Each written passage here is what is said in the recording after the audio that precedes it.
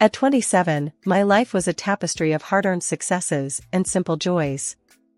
I was Jenna, a name known in the corridors of a renowned company, not just for my skills, but for the warmth I carried. It was here, amidst the hustle of deadlines and the aroma of brewed ideas, that I met Alex. He wasn't just another suit, he was a burst of energy, a puzzle I couldn't resist solving. Our first project together was more than just work, it was a dance of minds, a clash and melding of thoughts. "Jenna, your approach is something else. Makes me think outside every box I've ever known," Alex had remarked one late evening, his eyes reflecting the glow of the computer screen. I remember blushing, hiding it behind a chuckle. "Well, Alex, keep up. I have plenty more where that came from," I teased back, the challenge in my voice unmistakable. Our romance wasn't a slow burn, it was a wildfire. It swept through our lives, turning routine coffee breaks into whispered plans, and mundane weekends into explorations of what two hearts beating in sync could discover together. Our wedding was a crescendo of this beautiful melody we'd created. Friends, family, and even skeptical coworkers watched as we promised to walk through life hand in hand. The first 2 years felt like a dream painted in the brightest colors. We were the couple that made single friends sigh and married ones nod in appreciation. We found joy in the little things, the shared popcorn during movie nights, the laughter over burnt toast on lazy Sundays, and the quiet understanding during walks under the canopy of stars. But beneath the surface of this seemingly perfect life was a silent storm brewing. The joy of our love was shadowed by an absence, a void where the laughter of a child should have been. Each month brought hope, and with it a tinge of despair. The negative tests were like whispers, reminding us of the one dream that remained just out of reach. I remember the nights, lying next to Alex, the moon casting a soft glow on his face. "Do you ever think about it? About kids, I mean," I'd ask, my voice barely above a whisper. Alex, ever the optimist, would pull me close, his voice steady and sure. "Of course, Jenna. It'll happen when it's meant to be. We've got each other, and that's more than enough for now." But as months turned into years, the absence grew into an unspoken presence between us. The walks felt longer, the movies less captivating, and the parties became a reminder of what we longed for but couldn't seem to grasp. The laughter of our friends' children echoed like a melody we couldn't quite reach. The air was thick with the sounds of laughter and clinking glasses. Alex and I were at one of our friends' annual bashes, a night when everyone seemed to forget their worries. I was mingling, half listening to stories I'd heard a dozen times, when a voice cut through the din, a voice from a past chapter of my life. "Jenna, is that really you?"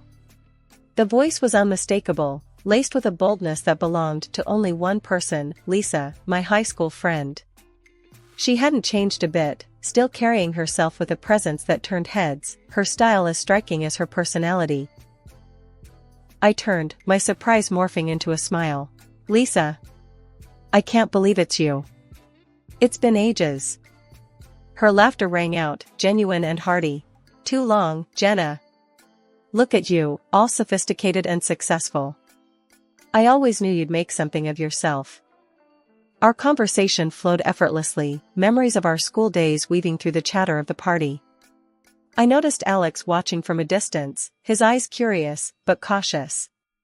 When Lisa waved him over, his approach was measured, his greeting polite but reserved. "Alex, meet Lisa, an old friend from school." I introduced them, watching the interaction closely. Alex extended his hand, his smile polite. "Nice to meet you, Lisa. Jenna's told me a lot about her school days." Lisa's reply was quick, a hint of mischief in her eyes. "All good things, I hope. Jenna and I go way back. Had quite the adventures, didn't we?"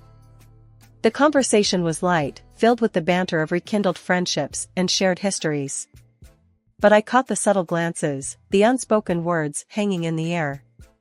Lisa was a force, her vivacity undeniable, but her reputation from our school days, the heartbreaker, the free spirit, lingered in the back of my mind. Over time, Lisa's visits became more frequent, our chats more intimate. We shared stories, laughed over old jokes, and confided in each other like the years apart had been mere days. It felt good, having a piece of my past back, a reminder of carefree days. But as Lisa's presence grew, so did the silence between Alex and me. The void of our unfulfilled dreams seemed to grow wider, the absence louder. Our home, once filled with the echoes of our laughter, now held whispered conversations and unspoken fears. It was during one of Lisa's visits that I finally voiced the worry that had been gnawing at me.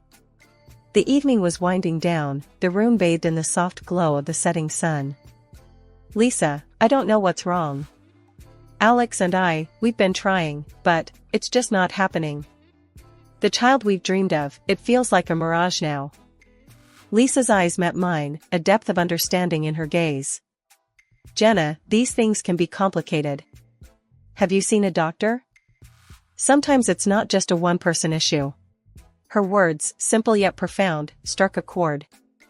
It was a reality I had skirted around, a truth I had been reluctant to face. But in that moment, with Lisa's frankness, the path forward seemed a little clearer, albeit daunting. Months turned into a silent agony of waiting and hoping. Each failed attempt at starting a family chipped away at the joy that once filled our home. "It's just not happening, Alex. We need to face this, face it together," I said one night, the desperation clear in my voice. Alex's reluctance was like a wall between us. "Jenna, why are you so hung up on this?" "I'm telling you, it's not me." "But fine, if it makes you happy, I'll do the tests," he finally conceded after countless conversations that seemed to go in circles. The day we went for the full examination felt like a step into the unknown. A part of me was scared of what we might find, but a bigger part just wanted answers. "Whatever this brings, we'll deal with it, right?" I asked Alex, seeking some reassurance. He just nodded, his usual confidence replaced by a quiet tension. The wait for the results was like living in limbo, each day stretching longer than the last. During these trying times, Lisa, my blast from the past, was a surprising source of comfort. "Jenna, you're one tough cookie. Whatever comes out of this, you'll handle it. You always do," she'd say, her support unwavering. But life has a way of throwing curveballs when you least expect them. It was a chance encounter on the street that planted a seed of doubt in my mind. A former classmate, someone who knew the high school version of Lisa all too well, stopped me with a reminder of the past. "Jenna, watch out for Lisa, okay? She was a real piece of work back in the day, breaking hearts left and right. You remember, right?" she said, her tone half concerned, half curious. I laughed it off, the idea of Lisa, my rock during these turbulent times, being anything less than genuine seemed far-fetched. "People change. Lisa's not like that anymore," I responded, but the conversation left a nagging feeling in the pit of my stomach. Later that day, as Alex and I sat in our usual silence, I decided to address the elephant in the room. "Alex, can I ask you something?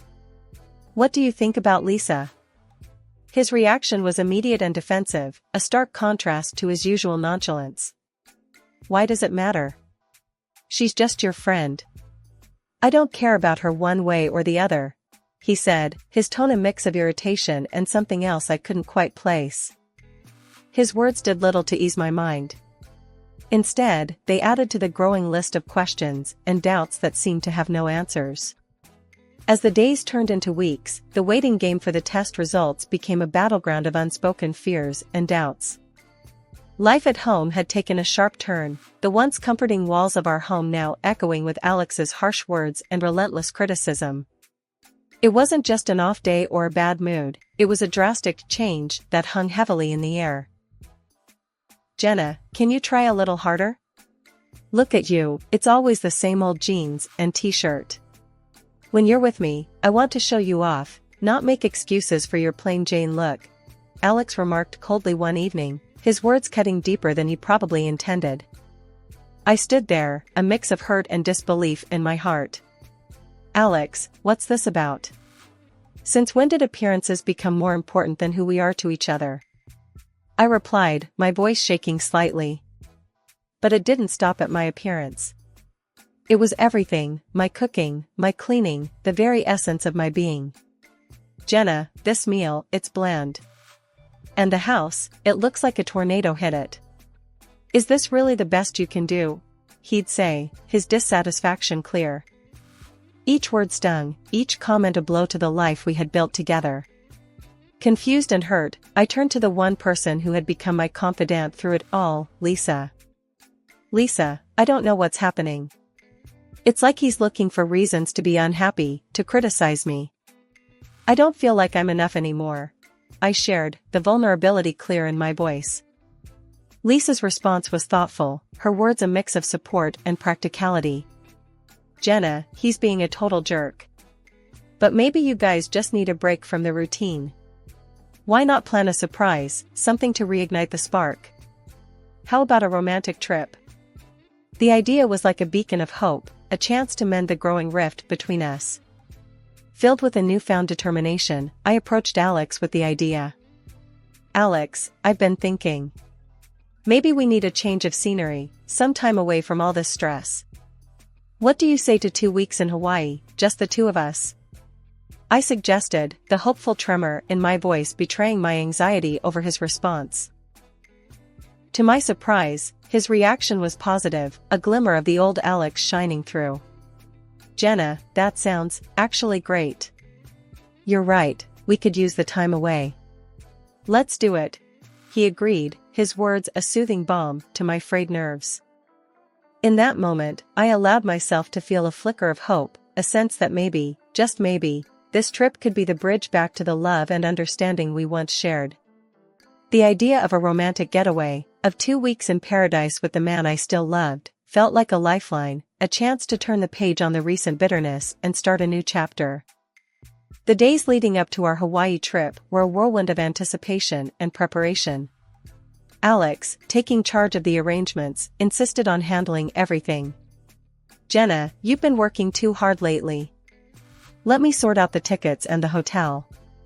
You just focus on packing and getting ready for our escape, he said, a smile playing on his lips. I was touched by his thoughtfulness, a glimpse of the man I fell in love with. That's so sweet of you, Alex. Thank you, I could really use the break, I replied, my heart light with the promise of a fresh start. With Lisa's help, I dove into preparations. Shopping for the trip was like weaving dreams into reality. Jenna, this swimsuit is stunning on you. Alex won't be able to take his eyes off you. Lisa chuckled as I twirled in front of the mirror, the fabric hugging my curves just right. Thanks, Lisa. I really hope this trip brings us back together. It feels like we're finally turning a page, I said, the excitement bubbling within me like champagne. The day of departure arrived, and I was a bundle of nerves and excitement. Alex seemed more upbeat than usual, a good sign, I thought. As we reached the airport, the buzz of travelers and the scent of adventure filled the air. But the unexpected sight of Lisa there turned the excitement into confusion. Lisa? What are you doing here? I asked, a knot forming in my stomach. The smirk on Alex's face and the glint in Lisa's eyes were the first cracks in my carefully built hopes. Jenna, the thing is, Lisa's the one joining me to Hawaii. Not you, Alex said, his words slicing through the din of the airport like a knife. I stood there, disbelief and betrayal warring within me. But Alex, this trip was for us, our chance to reconnect, I stammered, the world tilting around me. His laughter was a sound I barely recognized, cold and distant. Reconnect? Jenna, you're living in a dream. I'm done playing house. Lisa and we're a thing now. Your little vacation plan just turned into our romantic getaway. Lisa's grip on Alex's arm tightened, her victory clear in her eyes. Oh, Jenna, you're such a dear friend. Funding our little escapade, how generous of you. Their words were daggers, their laughter a poison spreading through my veins. You're leaving me just like this? I managed to say, my voice a mere whisper. He shrugged, the casualness of his betrayal a final blow. The divorce papers waiting for you at home, Jenna. Just sign them. It's the least you can do for us. Left alone in the echoing vastness of the airport, the world around me felt unreal, like a scene from a movie where the protagonist's life unravels before her eyes. My heart was heavy, a mix of betrayal, shock, and an overwhelming sense of loss consuming me. It was then, amid the chaos of my crumbling world, that an unexpected voice reached out. "Hey, are you okay? Do you need help with anything?" The voice was gentle, concerned, cutting through the fog of my despair. I looked up, my eyes meeting those of a stranger. He was about my age, his expression kind, genuine. My husband, they just left me here," I stammered, the words feeling foreign as they left my lips. The man hesitated for a moment, then took a careful step closer. "I'm Ethan. If you want, I can stay with you for a bit, or help you get home, whatever you need," he offered, his tone warm and sincere.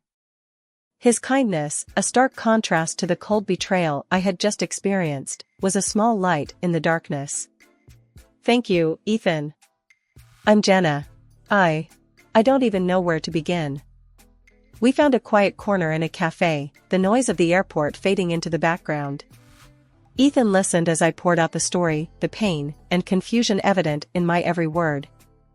"So, he planned this all along? Took your idea and turned it into this?" Ethan's voice was a mix of anger and disbelief. I nodded, the reality of the situation sinking in deeper with every spoken word. "I feel so foolish, Ethan. To think I was planning this trip to fix things, and all the while, he was planning this." Ethan's gaze was steady, supportive. "Jenna, you're not foolish. You're human, and you trusted someone you loved. That's not foolishness, that's courage. And his actions, that's cowardice." His words were a balm, soothing the raw edges of my wounded heart. We talked for what felt like hours, Ethan's presence a steady anchor in the storm that had become my life. Eventually, he glanced at his watch, a gentle reminder of the world moving on around us. "Jenna, I can drive you home if you want. You shouldn't be alone right now." The offer, so simple yet so profound, was a lifeline. "Thank you, Ethan. I'd appreciate that. I don't want to face that empty house just yet, but I know I need to." The drive was quiet, the hum of the engine a backdrop to my tumultuous thoughts. As we reached my house, the reality of what awaited me inside hit hard. Ethan seemed to sense my hesitation. "Jenna, if you need anything, here's my number.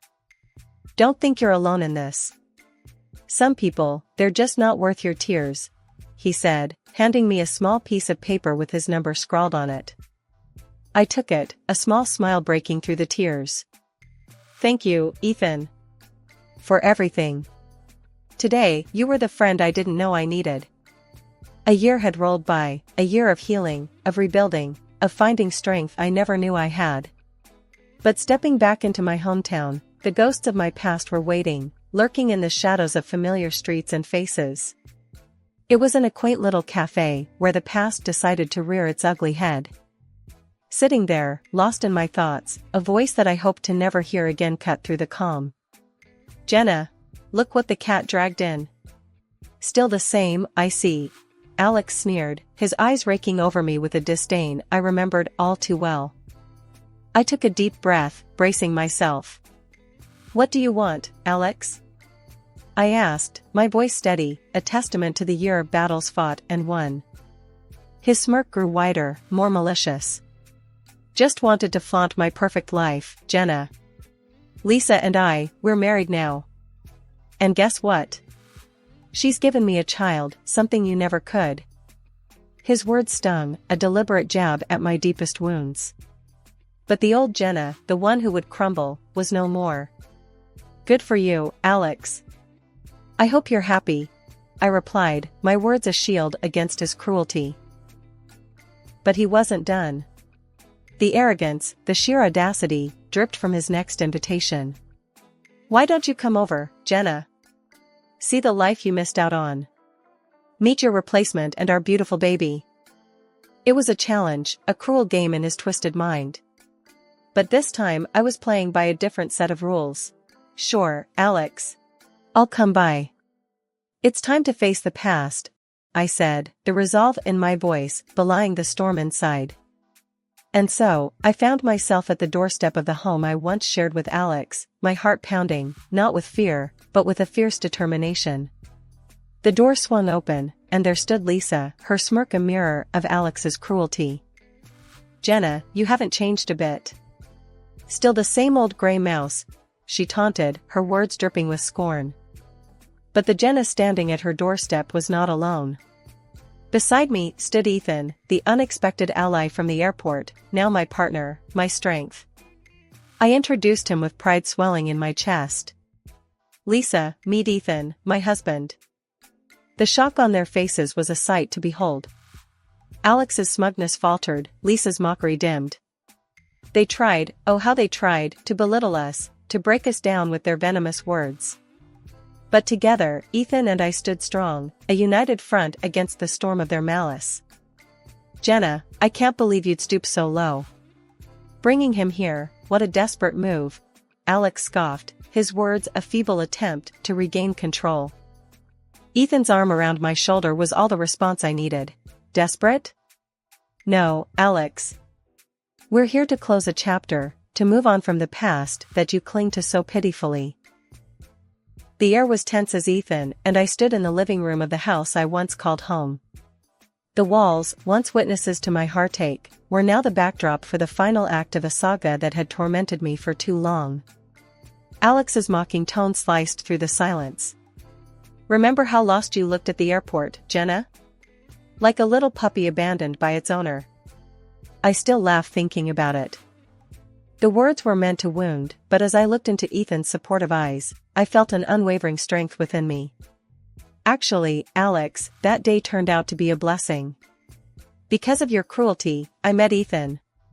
He's been my rock ever since, I replied, a serene smile on my face. Alex's smirk wavered, confusion and shock intermingling in his gaze as he looked at Ethan.